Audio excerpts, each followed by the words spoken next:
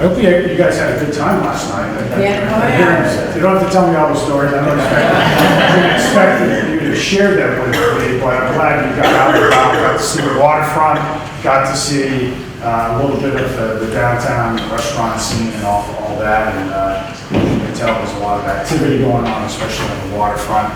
I'll talk a little bit about that today because I think it will.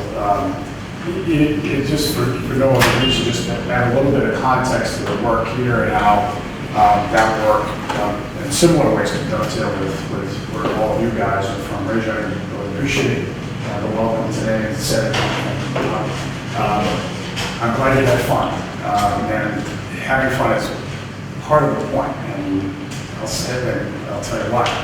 So when I got into office, I had been in office a while. I was a federal prosecutor for a number of years beforehand up in Boston as well as in Washington, which means that I came to the job with no relevant skills. I can say this to a group of people who are in the skills building business. As I look back at it, my campaign wasn't about like how few skills relevant skills I have, but like looking back at it, I didn't know what I was doing. But what occurred to me as I started to learn up the job is that we had to have a strategy that met the city's circumstances. And so here you are in Bedford, you stayed over last night coming from various parts of the state. What's evident to you, among other things, of course, is that this is a distinct part of Massachusetts. It's not part of Greater Boston. It sits on its own bottom and centers its own region. It has its own unique demographic composition, its own unique history, it's very unique or distinct economic base. And so, and we've been living, and this is something that will resonate with all of you, I'm sure, that we've been living over the last 20 years in an America where the spoils of the modern economy have gravitated to the major metros, right? The superstars of cities that are out there. Greater Boston is obviously one of them, New York, basically the cities that have NFL teams and then a few others, right? It just so happens. But so what if you're a city like Bedford, if you're a city like Springfield, or for that matter, Youngstown, Flint, and so many others, how do you make your way in a world that is changing rapidly as a result of technological improvement and changes in global supply chains, places that have lost their manufacturing bases? Well, it comes down to, for us, is that we've got to do essentially three things, right? One is to ensure that for those things that we do well economically, we double down, right? We leverage our advantages to the hilt. Secondly, that we have a high quality of life to offer our residents. And third, we reinforce the city's identity and its sense of place so that people are willing to contribute to the place in the long run and sustain its competitiveness, sustain its quality of life, and so that people can feel like they belong, right? That's our recipe, and that's been our recipe from the start. On the matter of, so when I say fun, that's the quality of life piece. We want people here to have fun and enjoy themselves, and I'm glad you guys did too. So there's a lot to be said about quality of life, is being able to enjoy the space, but also things like service delivery, right? This is a far safer city than it used to be. We've seen over 30% drop in violent crime in the time I've been in office, and that continues to still. We're very proud of that. The city has the highest bond rating in its history as well. We have the highest high school graduation rate in its history. It's dipped down a little bit since the pandemic. We went from 58% graduation, four-year graduation rate to just before the pandemic, 88% graduation rate. So one of the largest jumps, if not the largest in the United States.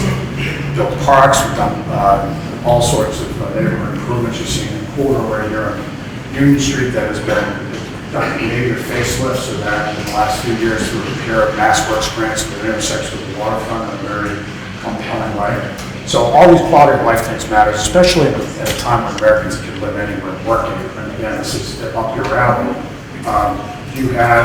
We're still sort of getting to understand the rearrangement of work and home as time goes on, right? That hasn't completely shaken out. But we do know to be competitive, we've got to make where we live, where we are, just a nice place to live. So that's, you're seeing some of that work.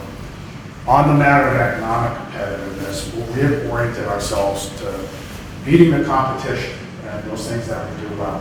And we do a lot of things well. We're a manufacturing center still. I confess I'm not wearing a Joseph suit today, but I often do. And that's one of our great manufacturers, Titleist golf balls, so many medical device manufacturers, and others. We do that well. There's been an arts and culture scene here, of course. But what New Bedford is best known for, and has always been known for, is as a seaport, as the center of American whaling industry, and now the center of the seafood industry in America. We know what we're doing at sea, and we bring it back. And this is a place that is interwoven with the maritime history and culture of the United States. And we've made our mark there, and we're good at what we do.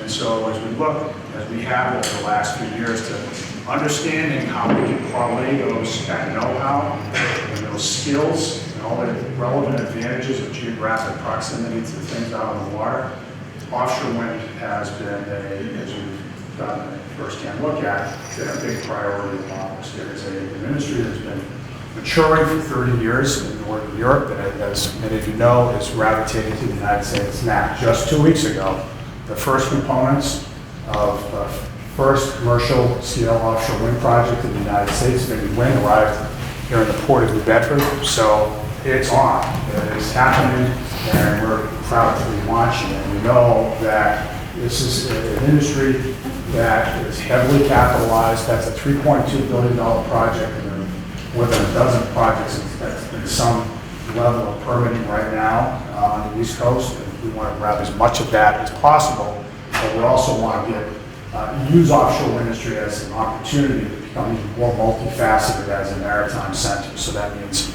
a whole lot of stuff. Workforce for sure. You probably got a bit of a summary or lowdown of the additional community colleges, National Offshore Wind Institute, which is going to open later this year. It's innovation and entrepreneurship. You may have heard a little bit about that from the MassCDC yesterday. We're working closely with them to cultivate this as a center for marine innovation and research, because in part because you've got this ecosystem of marine science research centers along the East Coast, but just a huge concentration of marine businesses here. So this is fertile ground for innovation. And then to be here and to ensure that we've got the right infrastructure in place, that's a big part of it as well. This is all part of a larger strategy to become sort of the center of a cluster of marine business. So that's the idea. So how does this play into what you guys are doing? As I mentioned, we can't succeed if we don't have a vibrant workforce system, one that's nimble these days, especially with the changes in technology and the ability of people, the mobility of people to change jobs. People, as you know better than anybody, don't stick with their jobs for 20 years, 30 years. Like my parents both public school teachers, they stayed in the same jobs for over 30 years. People don't, except school teachers and cops, I guess, don't tend to do that anymore, right? So that's we understand we've got to be nimble, we've got to be relevant to the industry, we've got to understand that with the advent of generative artificial intelligence, a whole lot of jobs are going to be automated away. We've got to stay ahead of that. Part of that may turn out to be. These are all things that you guys are doing, and I just know that you have a very strong partner here in Bedford, not only with Joe and Jim, but all of us here. We could be of service to you as we sort of continue to execute on our broader strategy. If we can be useful, let us know that, and let us know also if we can be helpful in just our collective effort to take advantage of all the federal grant money that's out there right now. I got to tell you, I was at the U.S. Conference of Mayors meeting in Columbus last week, and I just had this pit in my stomach, and I'm hearing from a number of federal agencies talking about all the grant programs that are coming up. I'm thinking, geez, I don't think we have enough grant writers. This is a little daunting. It's actually daunting. It's a good problem to have. I'd rather have the money than not, and it's great. As I know you guys is having to do deal with underfunding of WIOLA for a number of years know what you want to do, but haven't had the money to do it. Now the money's coming, and that's pretty cool, but you got to get the money. And so, if you feel like you're not ready to grab that money, you're in good company. But it is a way of saying, yeah, we've all of us have to get ourselves ready, and if we can be helpful in that way, just let us know.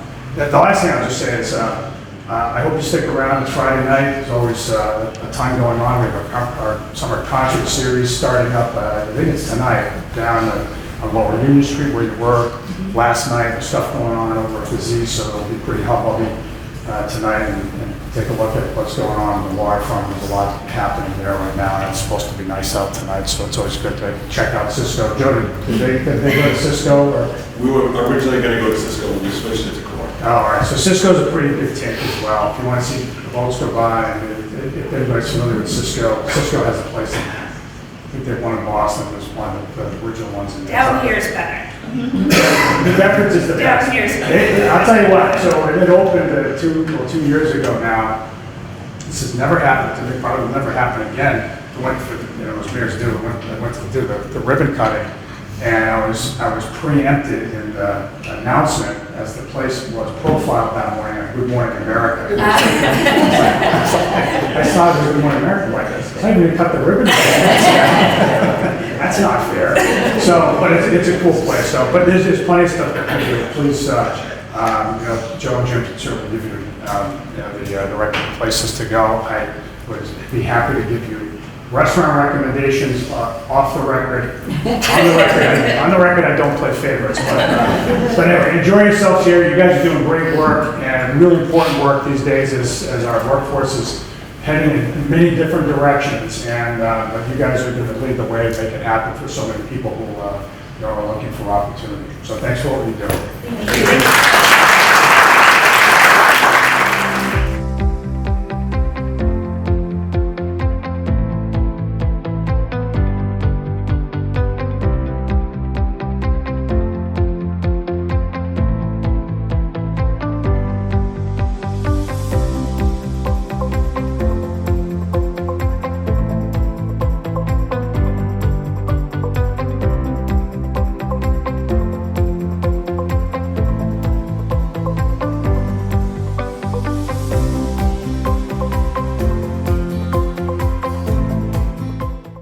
Did you know that you can watch any of New Bedford Cable Network shows anytime, anywhere on all of your mobile devices? How, you may ask? Just log on to nbcablenetwork.com and bam! You have all 3 channels at your fingertips: public, educational, and government access. Here, you can view our program schedules, watch our channel's live broadcasts, or search for a particular program in our vast library of shows. Last year alone, New Bedford Cable Network produced over 500 shows, and nearly all of them are available online at nbcablenetwork.com. Not only can you stay up to date with what's happening in your local government and schools, but also dive into some of New Bedford Cable Network's original award-winning programs.